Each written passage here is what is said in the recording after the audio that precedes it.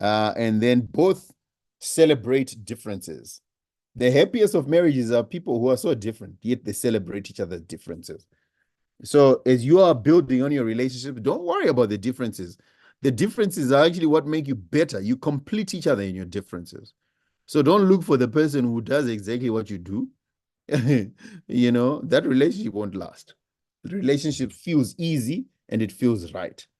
That's a relationship that you know will stay. If it's a burden, if you're always stressed about the relationship, if you're always anxious, if you're always second guessing yourself, if you're always thinking, oh my God, what will the future look like? Stop, reevaluate, and if you can, walk away. Because some people say, ah, no, when they do their vows before the pastor, then they'll change. Forget it. If you get, things that are not working, they will never change in marriage. Number 6, you feel heard. Have you ever had the opportunity of speaking to somebody and then you don't feel like you're being heard? And you have to keep repeating yourself, and no, you're still not heard because their opinion is better than yours. So whatever you say, it doesn't matter. They still want to say the last word. There's some people who are just like that. They want to be having the. So when you don't feel heard, it's not a good place for you. It means if you try and work this out, your opinion will never matter. Your intelligence will never matter. Your abilities will never matter. And that's not a good space to be at. Number 7 or 8, you compromise easily. So sometimes you just have to give in to certain things in order for you to move forward. It's my way or no way at all. That doesn't work. Both have realistic expectations. So look at your partner or look at the potential partner, and sometimes you have to let reality sink. Just because others are wedding in helicopters does not mean you are going to wed in a helicopter. So do not have unrealistic expectations in relationships.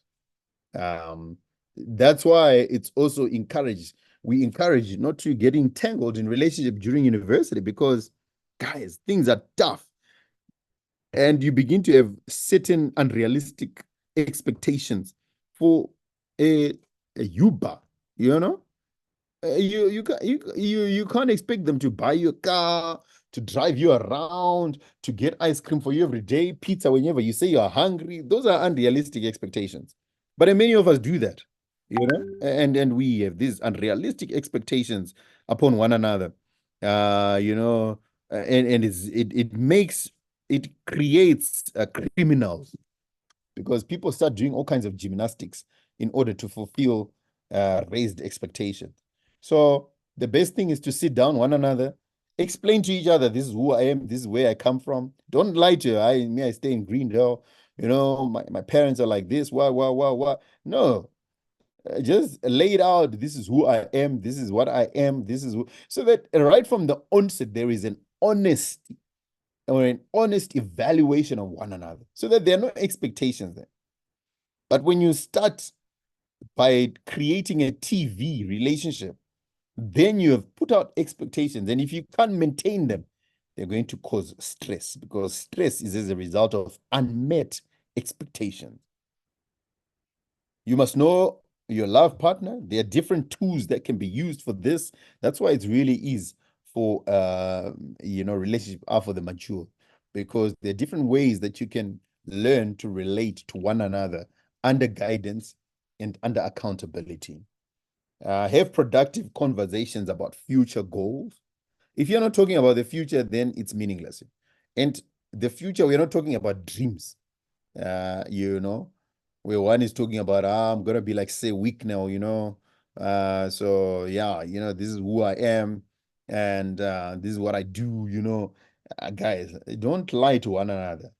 Just be able to have productive conversation. How are we going to move forward in this relationship? If somebody has no ability to think about the future, it's time to stand down, reevaluate, and move in the opposite direction. Because if someone can express a vision in the onset of a relationship or in the beginning of a relationship, it's highly unlikely that they will be able to do it while in the relationship. Also, it's a good relationship when you're okay to be alone.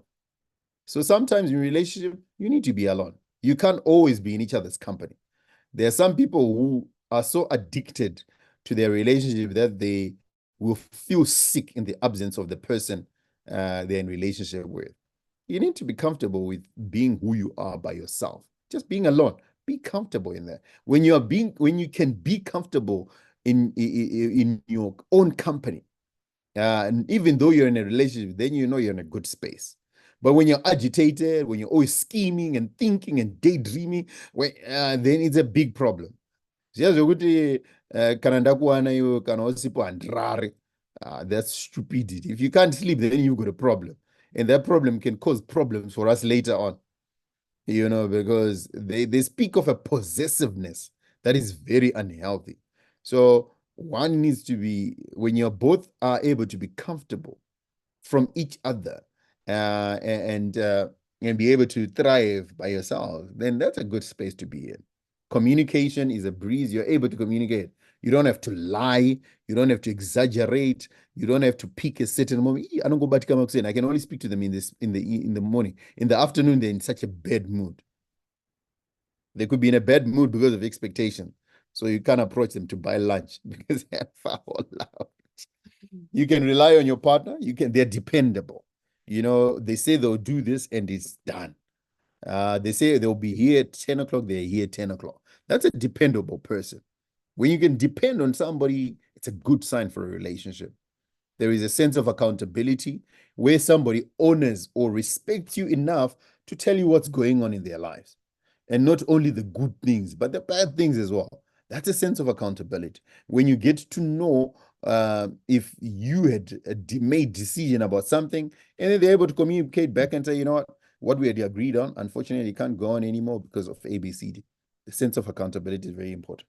Mature relationships don't feel restricted by a timeline. So you're not thinking, if I leave university, then I'll never find this person again. So let me try and maximize my time at university. Then that's a problem. You need to be able to think futuristic in your relationship. Then you can begin to sort of indicate or know that you're on the right path.